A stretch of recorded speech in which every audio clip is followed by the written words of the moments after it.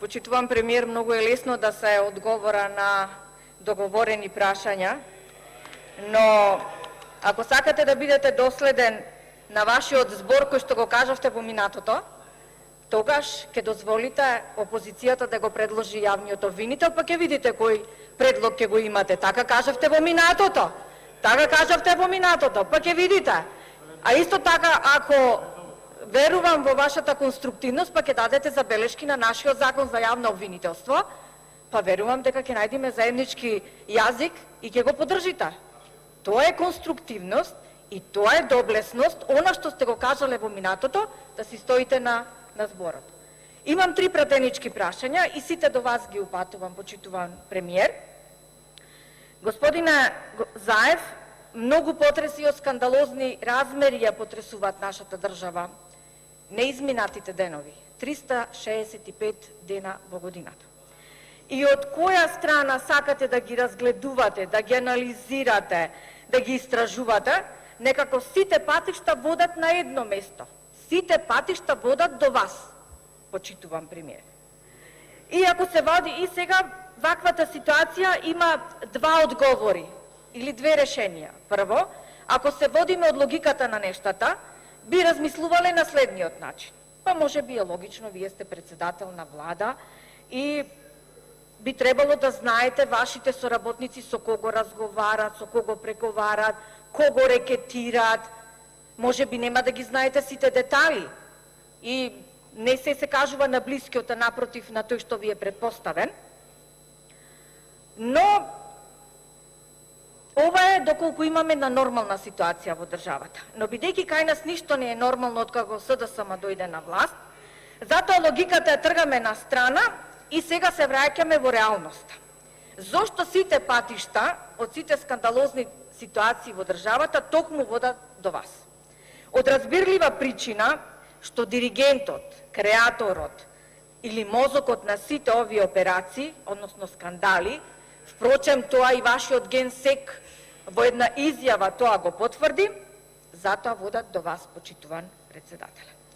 Затоа вие сте најповеканиот да дадете одговор на изманипулираната македонска јавност која што е згрозена од сите овие скандали, и не само на македонската јавност, туку и на меѓународната јавност за сите скандали поврзани со мито, корупција, подкуп, рекет, прогон и така натаму. Зошто е важно да се даде одговор на овие скандали? За да им биде јасно на македонските граѓани зошто датумот за преговори за влез на Република Македонија во Европската Унија е се повеќе и повеќе недостижна дестинација за нашата држава и да не биде потоа, почитуван премиер, како ова што правевте во јуни, Франција ни е крива, Холандија ни е крива, не знам кој друг ни е крив, само ние не сме криви. Но нема да ве прашам за датумот за преговори, затоа што е повеќе од очигледно дека се е подалеку од нас, но сакам да добијам одговор за случајот кој што не заинтригира сите нас, кој што вешто како власт успеавте да го забошотите и не сакавте да го споделувате со јавноста.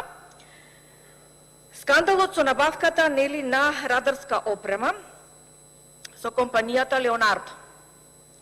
Сакате да го прикриете овој случај за кој целата јавност имаше можност да го чуе преку аудио снимката, а ја проследивме пресконференцијата на вашиот генерален секретар, кој призна дека тој е на снимката, тој разговарал на снимката и потврдил, што е уште посимптоматично, дека тоа го правел под ваша ингеренција и по ваша наредба. И затоа прашањето го упатувам до вас.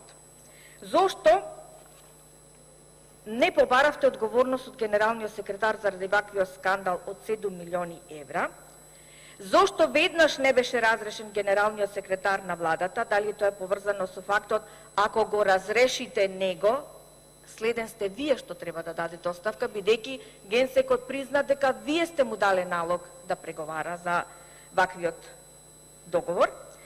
Да дадете одговор што значи бројката 15% за кој што Рашковски не сакаше да даде одговор на новинарско прашање и кој е лицето за кое што треба да легнат парите од 7 милионската аванта.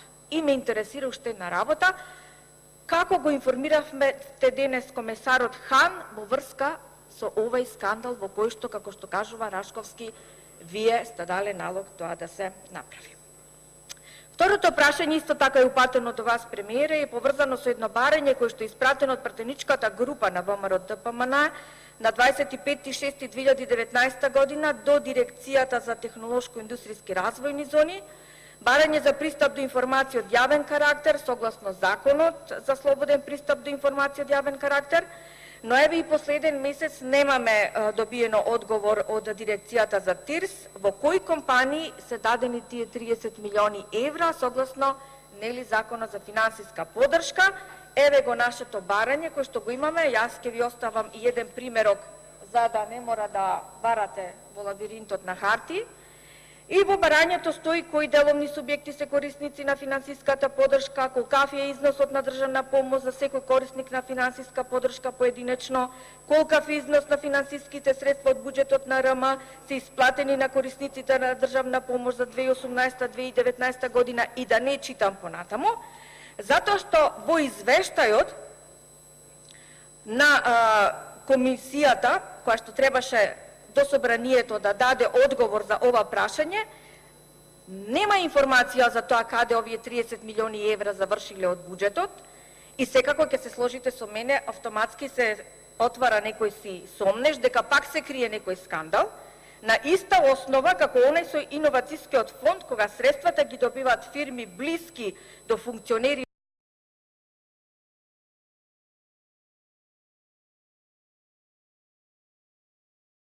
злоупотребата се прави од правен субјект кој незаконски заврши самовластие на овој објект, се работи за ваши членови, активисти, нема да ги именувам, еве господинот Јован Митревски веќе ви го објаснува за кои се работи, која злоупотребиле позицијата на власт и пратувајќи истата надвор од правна рамка прават сериозни прекршувања и со тоа нанесуваат сериозна штета врз буџетот на Република Македонија, а за тоа за жалама баш никој не води сметка и сега се поставува прашањето зошто.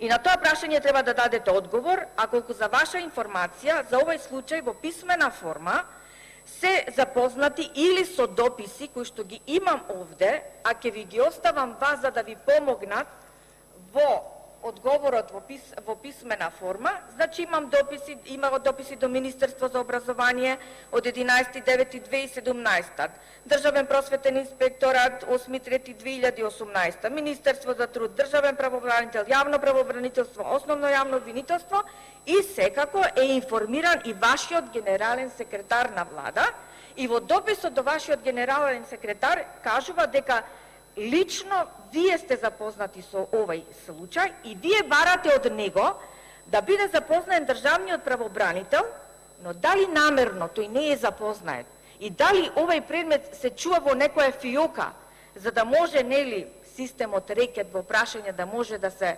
активира, тоа ве молам, почитуван председателе, да видите каде е кочницата вршавањето на овој проблем и зошто се дозволува ваква здисаност на ваши членови кои што се, нели, кои што злоупотребуваат власта. И уште една работа, како е можно да се распише тендер, без да се распише тендер за летување на деца од социјална категорија, Министерството за труд и социјална политика да го реализира сместувањето во Мајски цвет во Струга. Благодарам. Значи ќе ве замолам правната држава да може да функционира и во Струга и ова последното прашање барам да ми го одговорите во писмена форма. Ви благодарам. Ви благодарам. Пратеничка